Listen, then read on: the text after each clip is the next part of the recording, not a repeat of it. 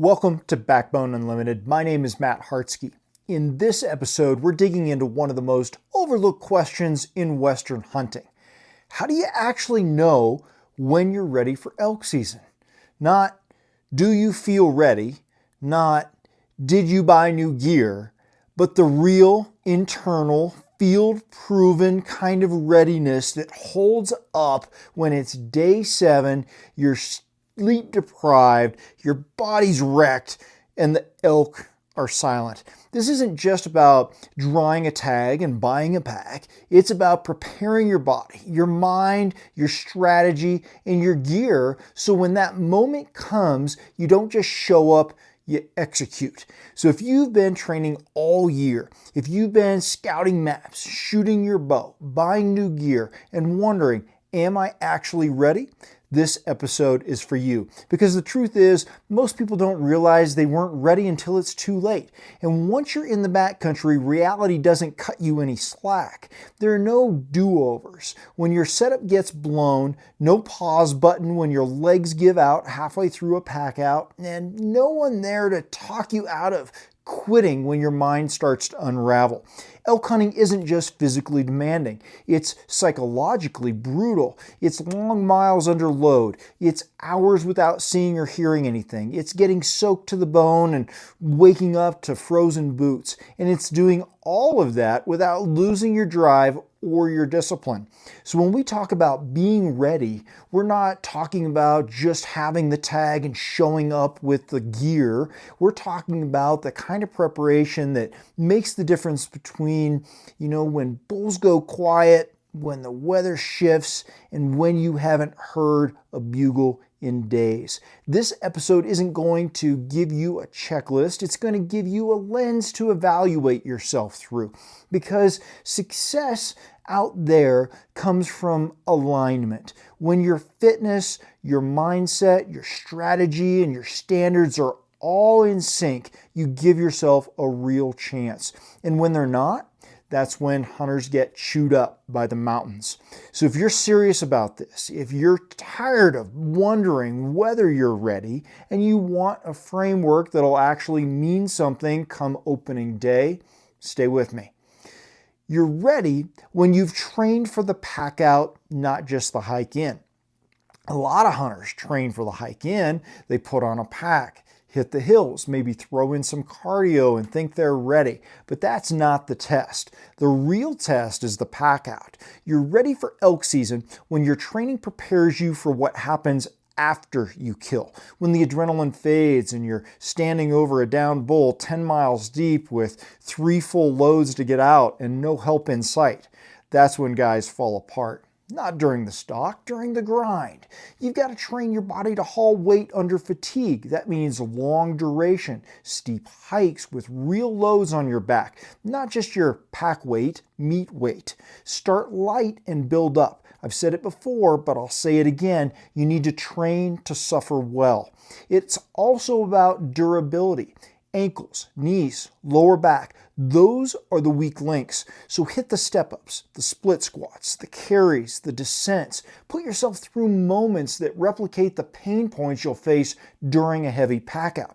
Because if you train for the hike in, but not the pack out, you're not ready. The pack out is where the real hunt begins. You may be riding high from the adrenaline dump during a successful shot, but when you start breaking down that animal and realize how far you are from the truck, it hits different. That's where the mental and physical sides of your preparation collide. Hauling meat isn't just about brute strength. It's about posture, foot placement, balance, and load efficiency. If you haven't trained your stabilizers, your core, your ability to shift weight while side hilling under load, you're going to feel it in the worst way. One bad step with 80 to 100 pounds in your back can tweak your knee, roll an ankle, or pop your back. And once you're hurt back there, you're either done or you're dragging through. This is why I don't just train with weight. I train movement under weight. Weighted stair climbs, Long sessions of sandbag carries, steep hill repeats with shifting load. This mimics the real-world fatigue you'll face when you're 3 trips into a pack-out. Your quads are blown and you've still got a front shoulder hanging in a tree a mile away. Another huge piece of readiness is recovery.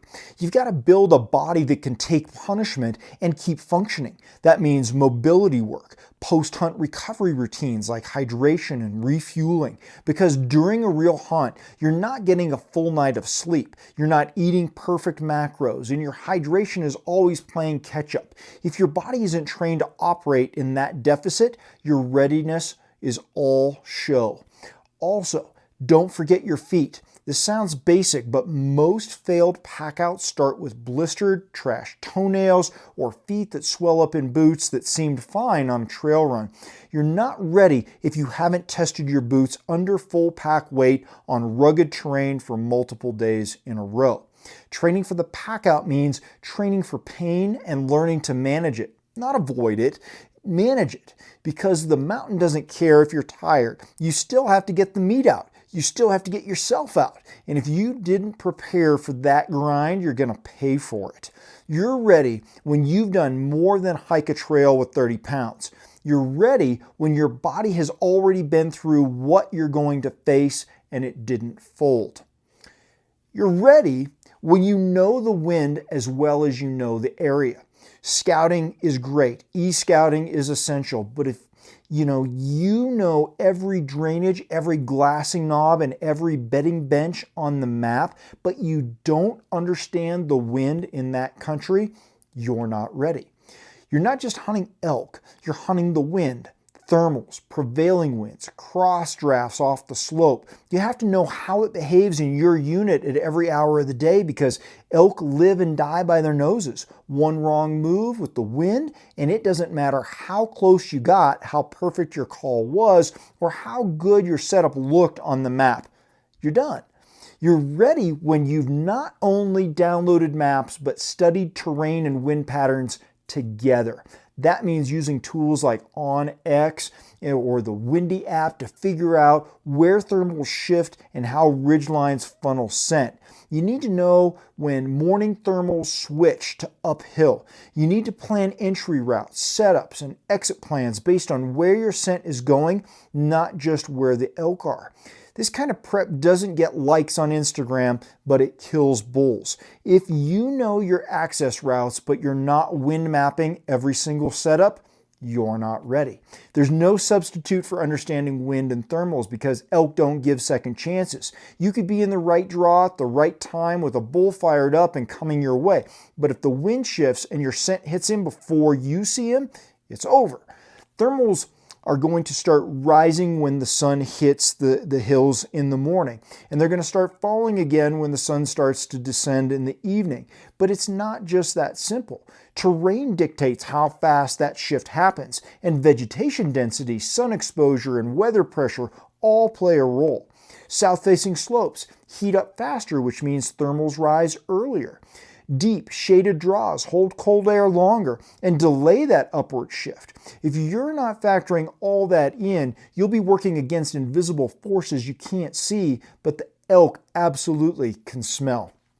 The best hunters I know spend as much time understanding air movement as they do studying elk behavior.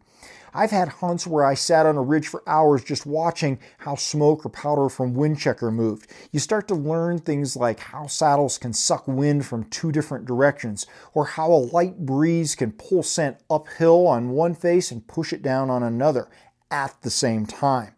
And the elk? They're tuned into this. A bull might not even stop to look. He'll just turn and vanish, and you'll never know he was within 60 yards of you. That's why getting away with it isn't enough. You have to control it. That's why I pre-build setups in e-scouting with wind behavior in mind. I'll identify possible bedding areas and determine what the wind is doing around them at different times of day. Then I'll figure out how I can get into position with thermals in my favor, where I can set up, and how I'll exit blowing out the area.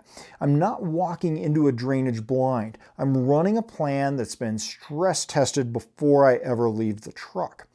Want a next level tactic? Record your own observations. After each encounter or blown stalk, take a note on your phone or mark a waypoint on X with wind direction, time of day, and terrain features. Over time, you'll build your own wind database for your unit, and that's the kind of edge no app can give you. You're not ready until you can make every movement, setup, and approach decision based on air, not just terrain, because elk don't trust what they see, they trust what they smell. And the wind doesn't care about your strategy. If you're not ahead of it, you're already behind. You're ready when your calling strategy has a purpose. Calling elk is one of the most misunderstood parts of this whole game. Everybody wants to bugle. Everybody wants to sound cool, but calling without a plan is one of the fastest ways to blow a hunt. You're not ready for elk season if your strategy is just bugle and see what happens. You're ready when every call has a purpose, when you understand what you're trying to make that bull think, feel, and do. Are you challenging him, drawing in a satellite, reassuring a cow, positioning him for a shot? These all require different sounds, different volumes, and different setups. And more importantly, you need to know when not to call. Most bulls aren't silent because they're not there. They're silent because they've been pressured. If you're throwing out blind bugles from 200 yards out and hoping for the best, you're making the same mistake 90% of hunters make, and that's why they don't fill tags every year. Elk are smart. They triangulate sound, and if you're not close enough, they'll hang up or walk away without you ever seeing them. You're ready when you know how to time your calls, how to move between setups, and how to let silence do the heavy lifting when needed. You're ready when calling isn't just noise, it's a tactic. The key to calling is intent. Elk are vocal animals, but their communication is highly contextual. A location bugle, a lip ball, a contact chirp, a frustrated cow. You can't just make a sound and expect a scripted reaction. You've got to read the situation like a conversation and know how to respond to what's actually happening. For example, if you hear a lazy location bugle mid-morning, it could be a satellite bull shadowing a herd. If you hammer back with a challenge scream right away, you might send him packing. But if you throw out some soft cow talk, maybe a calf chirp or two, and slowly escalate the emotion over the next 5 minutes, you might just draw him in curious and calm. That's not just calling, that's playing chess with vocalizations. Another example. If you're trying to pull a herd bull off cows, bugling aggressively and raking trees can be effective, but only if you're in his bubble. If you're still 200 yards out and he already has cows, your odds are low. You're just another voice on the hillside. That's when closing the distance before you call, before you talk to those ladies becomes critical. That's why I always say get close, then get vocal. If you haven't patterned that bull's travel route, or if you don't know where the thermals will be when you hit 100 yards, you're not ready to call, you're just hoping. Your setups matter. If you're solo, you have to call and shoot from the same position. That means you need to be in a place where the bull is likely to step into range while looking for you. That takes terrain, shooting lanes, and wind, all of those into account every time. One of the biggest mistakes I see is calling from spots that are too open. Elk want visual confirmation. If they hear a cow or a bull and step out into an open park but don't see anything, they'll freeze up and leave. And if you're not close enough to take that shot in the moment he pauses, the whole encounter slips away. You're ready when you've rehearsed this stuff, not just your diaphragm technique, but your setups, your timing, and your movement between calls. You've practiced moving quietly between call locations. You've trained yourself to read tone, rhythm, and escalation in bull vocalizations. And silence? Don't underestimate it. There's a time to go quiet and make that bull search. There's power in restraint. And sometimes the smartest thing you can do is let the anticipation build. You're not ready if your goal is just to get a response. You're ready when your calling creates an opportunity and you've already prepped how to capitalize on it. You're ready when you've pre-planned failure points. Most hunters go into elk season hoping things go right. The smart ones prepare for when things go wrong. You're ready for elk season when you've already thought through the worst case scenarios and you've got a plan for each of them.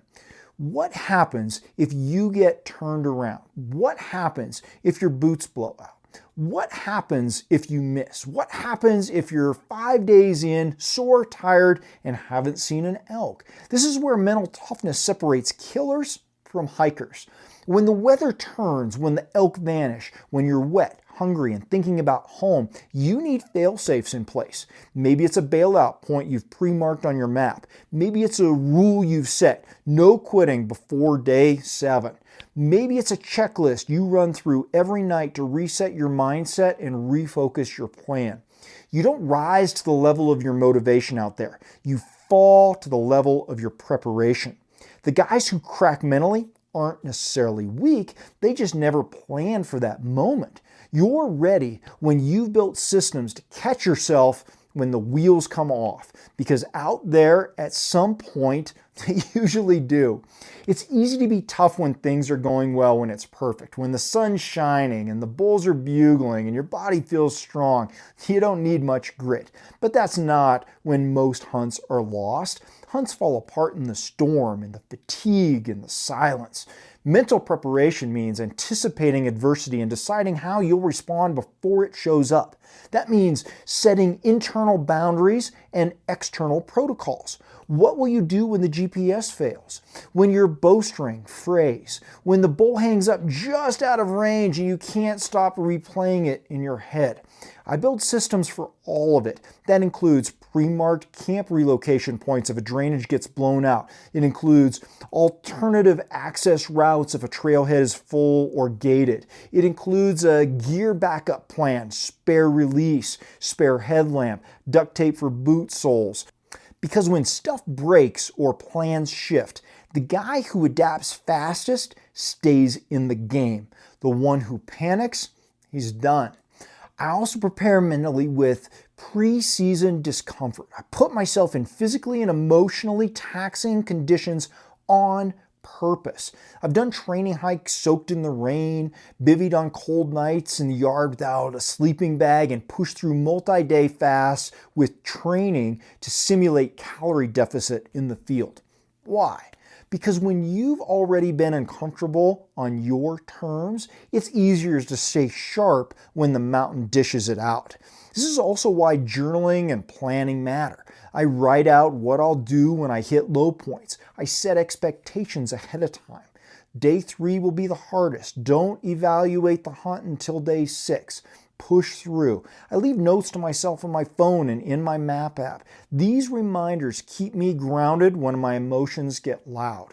You should also plan mental recovery checkpoints. That might be a known overlook where you give yourself 20 minutes to reset. It might be a recorded message from your family reminding you why you're out there, or a favorite meal in your pack you only allow yourself after a brutal climb. Little rituals that flip the switch back to go mode. The wilderness doesn't just test your gear, it tests your will. If you don't prepare for the quit moments, they'll find you and they'll win. But if you've already faced those moments in your mind, if you've built anchors you can return to, and if you've created systems that reduce decision fatigue, you don't just survive those low points, you hunt through them. And that's what separates those who fill tags from those who pack it in early. You're ready when you can kill clean under pressure. You're not ready for elk season if the only time you practice shooting is when conditions are perfect. You're ready when you can deliver a clean, ethical kill under pressure. When your adrenaline is spiking, your heart's pounding, and that bull is quartering away at 40 yards in low light.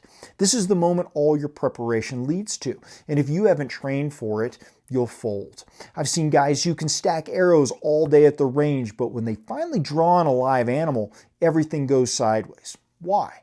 Because they never practiced under stress. They never trained for movement, awkward angles, elevation, or the mental chaos of a real shot opportunity. You need to simulate those conditions.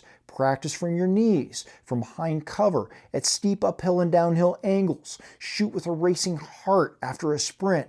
Visualize your exit points. Know where to aim on broadside, quartering, and frontal shots. And only take the shots you've proven to yourself in training.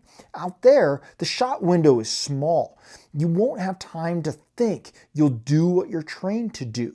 You're ready when that kill shot isn't a hope, it's a reflex, like flipping a switch.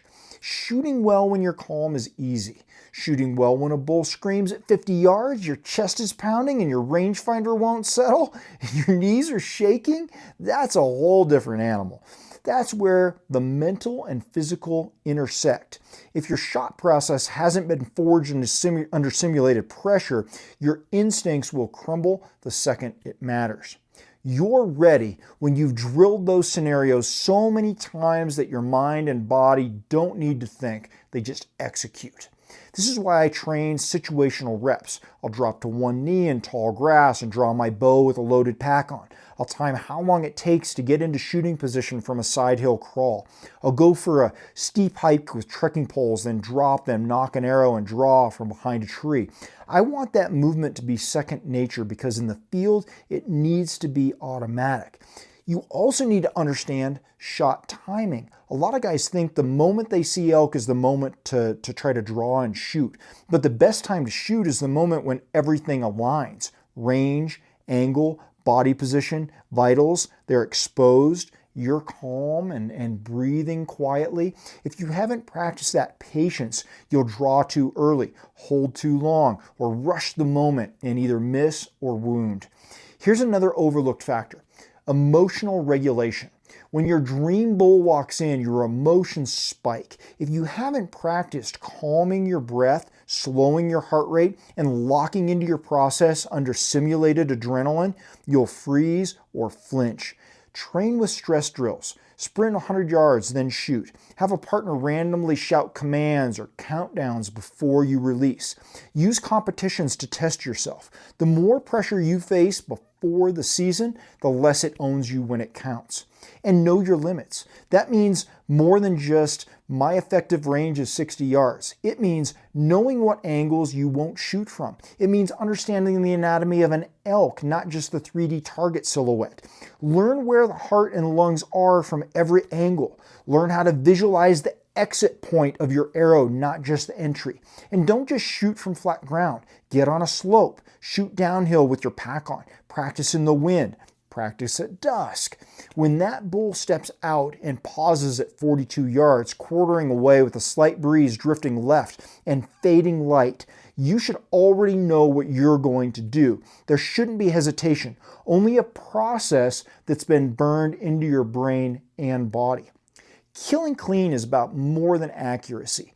It's about readiness. It's about doing the work now so that when the moment comes, you don't just rise to it, you fall back on it. And when you do everything right and that arrow disappears into the lungs like it was magnetized, there's no better feeling in the world. You're ready when you know what tag you're actually hunting. This might be one of the most underrated parts of this whole conversation. What are you actually hunting for? Because if you don't know that, everything else, your setups, your pressure tolerance, your pass or shoot decisions, it all falls apart. You're not ready for elk season if you haven't defined your standard. Are you out there to kill the first legal bull you see? Are you holding out for a 300 class? Are you targeting herd bulls only? These aren't questions for the moment of truth. They're questions for right now because clarity drives action.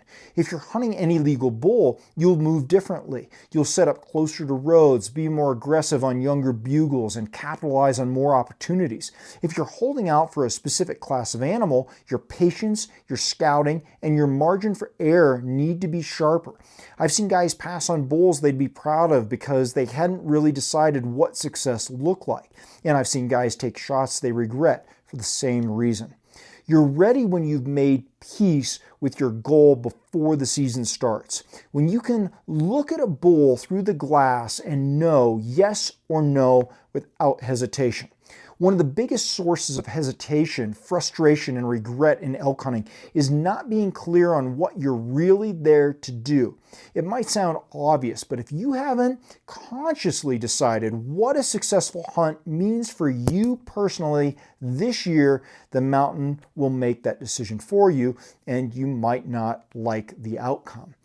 I try to ask every hunter I speak to and coach before season, are you here for a shot opportunity or for a specific outcome? Because if you're just out there hoping to see what happens, you'll either shoot too early or too late, or worse, not at all.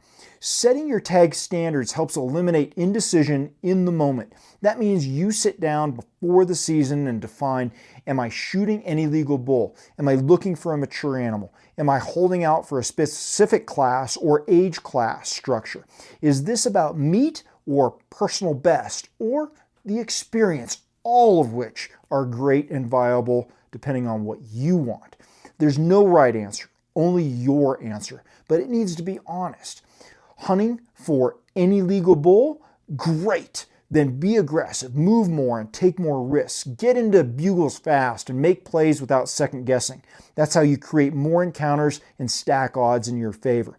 But if you're trophy hunting or targeting mature bulls, that changes everything. You need to be more patient. You need to pass bulls that most hunters would take. You need to be okay with going home empty-handed because you're playing a harder game. That clarity should also shape your time investment. Guys looking for a 320 plus bull on public land can't afford to hunt like weekend warriors. That kind of success usually requires multiple scouting trips, more days in the field, and deeper country. So if that's your goal, your calendar should reflect it.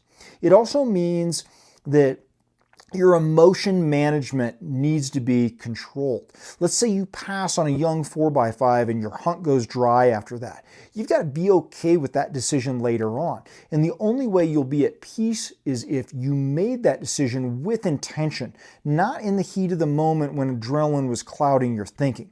That's why I recommend writing it down. Put your goal on paper. Read it before season. Revisit it every evening in camp. It will anchor you when your emotions start to drift. And here's the final thing on this. Your goals can change from season to season. Maybe this year you just want to fill the freezer. Maybe next year you chase antlers. That's fine. What matters is that you're clear with yourself. If you don't know what you're hunting, you're setting yourself up for confusion, hesitation, and second guessing in the moment when everything needs to be clear. You're ready when that moment comes, and there's no debate in your head. You look through the glass, you range him, you know your standard, and you act with confidence. That's not luck, that's preparation. So how do you know if you're ready for elk season?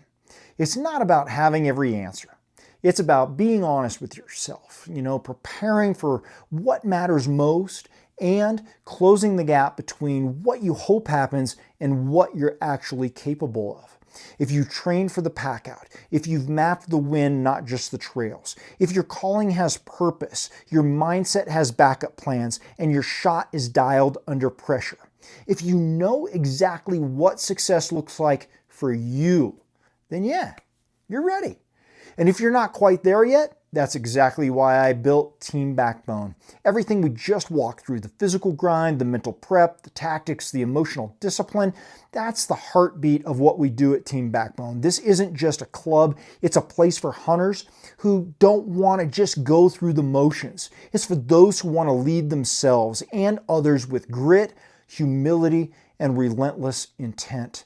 This membership was built for the ones who are willing to do hard things. For the guys who don't need a hype man, they need a tribe. For the ones who failed, who've missed, who've packed out bulls that took every inch of their will and still went back for more. If that's you, then you're already part of this.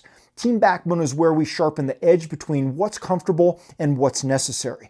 It's where we prepare with purpose so we don't leave success to chance.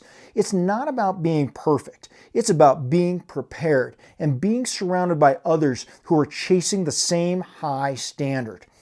Inside the Team Backbone membership, you're going to get direct access to me for coaching, question and answer, a private group of serious, like-minded backcountry hunters, Members only digital vault packed with strategy, fitness, and mindset tools, exclusive monthly shirts you can't buy anywhere else, 20% off all apparel and gear, and entry into monthly gear giveaways that keep your pack sharp. Whether you're training for your first elk hunt or refining your edge for another season in the high country, Team Backbone was built for you. Just go to backboneunlimited.com and step into the inner circle by clicking on our membership tab. Until next time, train harder, hunt smarter, and never settle.